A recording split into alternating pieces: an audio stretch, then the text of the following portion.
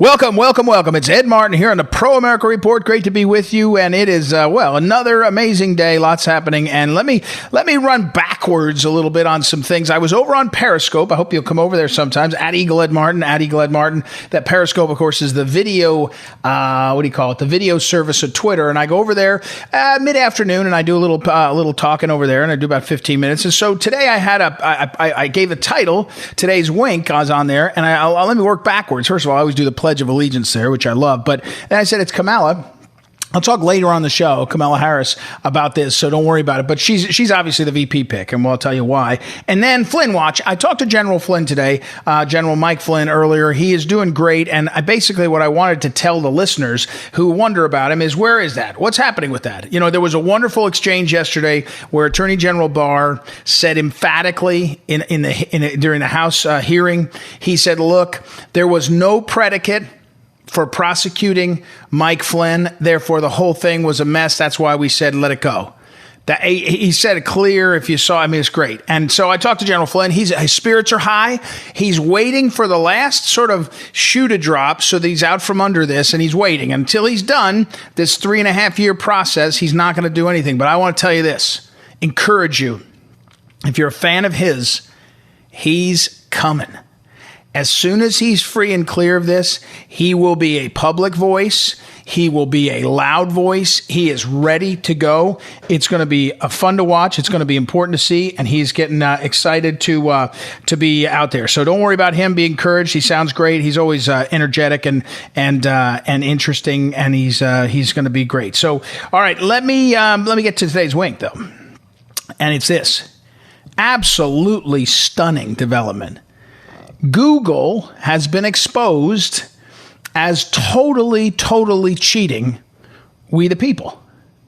So let's remember this. Let's play this out. In 2016, nobody thought Donald Trump could win. I did, and so did a few others, and obviously, 60 plus million Americans did. But none of the cognoscenti, none of the smart people thought he could win. Hillary was going to win. They were picking out the drapes, naming the cabinet secretaries, all that stuff, right? The feminists were going to run, the atheist abortionists were going to run the Supreme Court. It was all there. They had it all mapped out. They were all picking out their jobs. And they didn't do the basics. Hillary didn't campaign in Wisconsin. They didn't do the basics, and they just didn't do the basics. And they were lazy. They were arrogant, and Trump was working. But also, I have to say, because they all thought it was in the bag, they did some of the basic hits on Trump, but even the Billy Bush weekend, that I always thought that was too early. You gave the Billy Bush weekend was in October, maybe the second week of October, first weekend maybe, the October 8th perhaps, I guess that was maybe second weekend. Usually do an October surprise later because you don't give the candidate enough time to recover. Remember, George W. Bush almost lost his race for president because the weekend before they dropped that he had a drunk driving charge that he never admitted, and it made all the stories. And you're trying not to win. You're not trying to roll all the voters. You're trying to depress the voting amongst key constituencies. So the Billy Bush exchange was meant to make conservatives, especially evangelicals and pro-life Catholics, rethink their support of him. So it didn't work. It was too early. It was amateurish. And here's the other thing. I didn't see the evidence that the big tech companies tried to put their thumb on the scale. And if they had, I think because of the scrutiny of the Russia hoax, we would have seen that. We would have seen something. Here's my point. In 2016, a lot of people were arrogant and assumed Hillary would win. They didn't have it in their imagination that they could lose, and they didn't use all their tools. This year, they're using all their tools. And they're going to try to take the election away from we the people. And the evidence today that came out, in a few minutes, we'll talk with Alum Bakari, who's a writer, a good writer. I've had him on the show before. He's going to be on the program talking about a story that broke about how Google has absolutely rigged the Google search so that Breitbart, I think Breitbart is one of the top 10, I think it's top 10, I'll ask him, top 10 news sites in the country in terms of people looking at it. It's up there. And when you search for Biden and you search for the election, the Breitbart news has been removed from the algorithm. So we have Google caught gaming the system in favor of one side, not the conservative side, not we the people.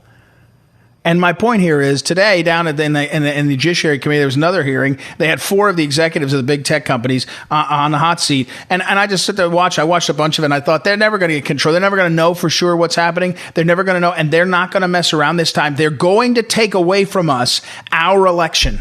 They are going to take away from us our choice. They're going to use all the tools this time to take it away from we the people.